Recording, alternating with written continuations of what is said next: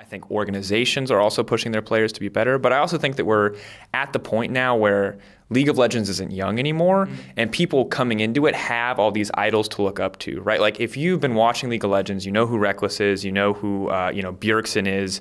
Just an example of two guys who are really killer in interviews, right? You now see that, whereas back in the day, season 1, season 2, there were one or two guys that were really charismatic, but you compare their interviews to like a Bjergsen Reckless interview now, and they sound like they have no idea what they're doing. So just generally, I think there's a lot more people to look up to, and I think that the organizations out there are supporting their players, pushing their players to do more, and I think from the EU LCS perspective, we're trying to support and push for the same thing. Hey everyone, this is Darius from the Shotcaller, once again joined by Drakos. Hey. Let's just jump into it. I really loved the mid-season invitational, sumo invitational. Sorry, let's get the name right because we went to great lengths to make this as horrible as possible to make it memorable. It is the first annual EUphoria mid-season invitational, sumo invitational, or EUMSISI. Hashtag EUMSISI. I feel like that's not going to take off. It's definitely not going to take off. But it's memorable, not the name itself, but you will remember what was that ridiculous thing that EU production did that had the horribly long name, which is probably more memorable than sumo tournament, I think. That's true. So when you expect people to Google it or put it on, search it for it on YouTube, just put in the horrible name thing that you also. That's actually a good point. I do have a history of not considering how easy names are to search on the internet, but I hope that people will type EUphoria sumo and that will still come up because I can't imagine there's anything else EUphoria and sumo together. Maybe not. Maybe people are like really excited about traditional sumo wrestling, which is very clearly not. But I don't know. It's not my area of expertise. How exciting was it to wrestle against Yamato specifically? Okay, so if you watch it back, match 1, I get him. And I get him because he goes too hard into it and like tries to throw all his momentum. And I'm like, ooh, I'll just push him around. Yeah, so easy peasy. Flies at me. Round 2, he figured it out. So he literally just lowered his center of gravity and stood still. And he just had the muscle advantage on me. So he just took me out. And so the only win in the entire thing was me beating Yamato, which I will take a little bit of solace in despite getting whooped. And yeah, the second he figured that out, he was just literally no contest. And you see Vedius in like the last round try the same thing that Yamato tried to me, and Yamato literally just flings him. Like Vedius flies. Like I really want someone to do the Shooting Star remix of Vedius of flying through the air. Yes. That's all I want. I asked both your LCS or LOL esports meme people or Twitter social media managers to do it. None of them has done it. Ome Hans. Yeah, I mean, to be fair, I don't know how that one is made or if there's like a generator, but it seems time consuming. So I can see why they wouldn't invest in something that's like almost exclusively for my amusement and Vedius. I asked for it as well, so that's already 3 people. So I think that's good enough. It got like 20 faves on Twitter, so therefore it's at least 20 people. Look at that. We've guaranteed interest. So we got, people dressing up as dogs, or the one dressing up as dogs. We got the moose on the loose, Hussein. That's true. We got Deficio saying that kissing is the best support in the world. That's true. We got so many amazing bets, and now we have the sumo wrestling. How are you still going to top that? What are like some hints you can give us for the future? Okay, so this is the hardest thing in the world because literally every episode that Deficio and I sit down and plan, we're like, what is the bet? And we will like Google furiously. There's like sports forums from like 2005 that were like going into like the deepest page on this thread about bets you can make with your friends to find bets. We've been lucky to find a few, but we're always asking for help. So if you're listening, watching this, and you want to share bets ideas for us, let us know. They're not all going to be as big and grandiose as sumo. And to be fair, sumo wasn't actually. We were surprised when it turned out to be as big as it was. We were just very fortunate. We had a really cool producer work with us who's like, you know what? We can make this really cool and we'll do it. The original plan was like, I have a phone, I have a GoPro, and renting sumo suits for a day is like 250 euros, I think we figured out. Like between me, Yamato, Sheepy, Deficio, like we can split that, right? This will be a fun thing we can do. And then it's like, oh, well, I guess we're filming it with a bunch of professionals and we're getting makeup and we're doing interviews, and it just blew up into this huge thing. So it was really cool. But yeah, that's probably like the peak.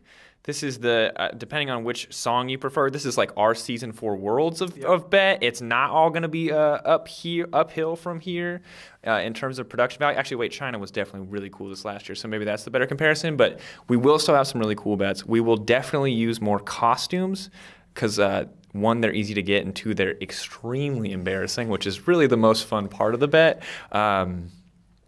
But yes, more bets will come. It'll be hard to top the previous bets. I'm just going to throw it out there, Star Guardian. That's what I'm going to say. Oh, Star Guardian is good. If you are a cosplayer and you would like to make a Star Guardian outfit, we could commission you, but we would need to send you the measurements of whoever we're embarrassing, and the turnaround would need to be pretty quick because we'd want to be able to show it on the next episode. So once again, I'm sorry I'm using this interview to like ask people for help, but we really need bet help. Like it's actually the hardest part of making the show is figuring out what to bet on next. And everything else is like, okay, we'll just sit down with you. It's like, well, I mean, EULCS is like, there's so much crazy crap going on right now, and it's like players are way more talking trash, and like generally I think we're just really excited about it. So it's really easy to think of like, ooh, analytical topics, fun BS games we can play, but bets are hard because yeah, you want it to be embarrassing, you want it to be interesting, and you also don't want to do the same thing unless you absolutely have to. Viewership of the EULCS has gone drastically up by 25% compared to summer split, for example. The spring split was really successful. It must be nice to see all of a sudden a lot more people tuning in. Yeah, I think generally I'm really happy, and from our perspective as the English broadcast for the EULCS, and I'd say the biggest broadcast, I think it's really cool. It's of course it's always hard to measure like why is the viewership increasing, how much are we doing as like on-air talent as shoutcasters to actually make that better. But it does feel good that as a team we're consciously working harder, we're constantly trying to figure out how to make the show better, how to make it more exciting, and also a lot of that is going to be the teams and the players being interesting and compelling, right? And there's only we work with what we're given to a certain degree as well, but I really do think it's cool and it is gratifying because ultimately I think that's something that we really want to take pride in. We know we make a good show, and when the viewership reflects that, it's a really, really good feeling. Do you also feel the same way, because you just touched on that players in general have been a lot more open in not just trash talking, but openly talking about their feelings, or like, just genuinely being more of a person that wants to be on camera?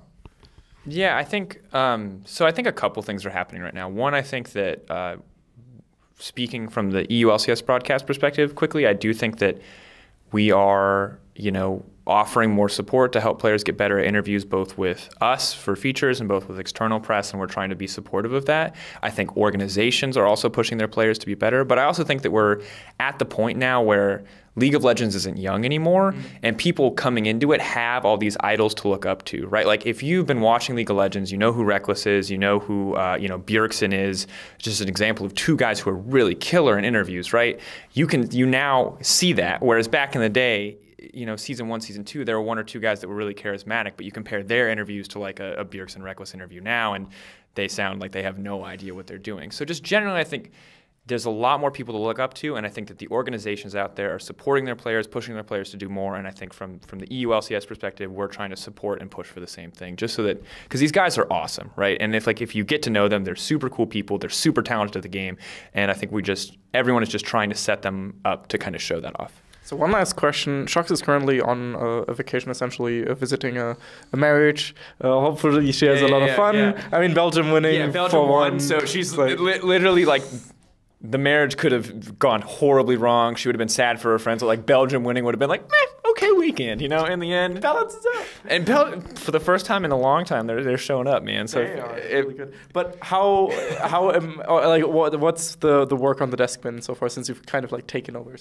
This is something that I do off and on again. I actually really like hosting, and it's never something that I like have focused on full time. But I do really enjoy the weeks that I do get to take over. I know people love Shox. I'm never trying to like jack her spot. I think she's untouchable in that regard. She's a world-class host. Her and Dasher, by far the best hosts in League of Legends, and two of the best hosts in esports for sure.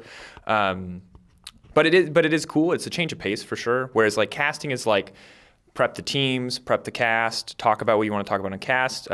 Hosting is a lot more logistical. It's like halfway between casting and actually producing from the back end. So you're worried more about getting graphics, getting video cues, and it's less about you.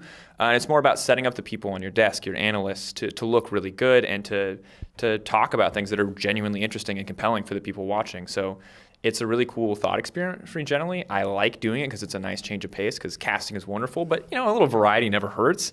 But yeah, generally it's good. It's definitely a change of pace, but I am not as good at Shox at it, but I'm getting better as I do it more. I mean, yeah, Shox has so many years of experience. It's like, it would be crazy to expect the same things.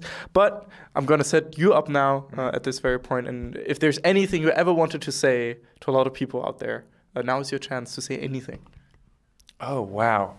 No riot limits. I mean, I don't know about that. You're not going to get fined for this one. Okay. I mean, I'm not going to just drop F-bombs recklessly in every interview that I do. What do I want to say?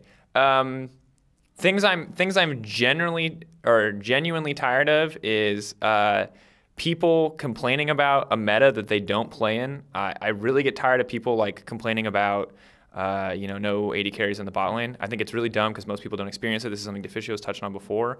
And I think that like the coolest people on Reddit that I've ever seen comment and interact with like quote evidence from their own personal experiences, reference things, and make really cool and compelling arguments. And like I want more people to be like that because I think that so many people watch a pro player stream and take everything from that.